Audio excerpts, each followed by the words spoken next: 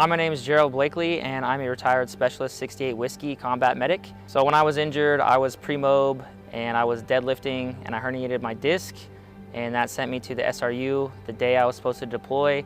It was tough getting treatment, and I actually didn't really heal as the way I should. It turned into this neurological disease called functional movement disorder, and which is basically like where my legs will randomly give out or I'll fall. It was just like a slow progression, and then in November I couldn't walk at all, and I was actually in a wheelchair for like a year and a half, just trying to rehabilitate. And so I've come a long way since then. I'm able to walk, but sometimes I'm in a wheelchair still, sometimes I use a cane, and that can be tough because the people that see that from outside think that maybe you're faking it.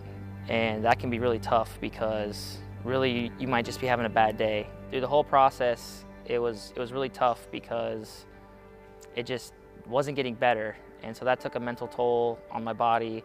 And then leading up to the Warrior Games, I was actually doing really well. I was really happy. And but then as soon as my legs started giving out right after, that's when my mental health really took a toll. And in November, I had suicidal ideations, and I just went down a deep dark hole. And without adaptive sports, I don't know if I'll be here. When you're at a soldier recovery unit or whatever your branch calls it, it can be really mentally draining, especially if you're like living in the barracks and you're just doing your medical appointments and you're coming back and you almost feel alone. And then when you come out and you do these adaptive sports, now you're with a family again. The games are more than winning, and they're definitely more than medals. They're about your journey and how you are healing and what you are doing to get better and how to help somebody else that may be in a similar situation. We all came from similar backgrounds, which can be tough in the civilian world when somebody didn't come from a military background. It's very different. And when you know, and when you don't, you don't. Even people in other countries, they still served in the military.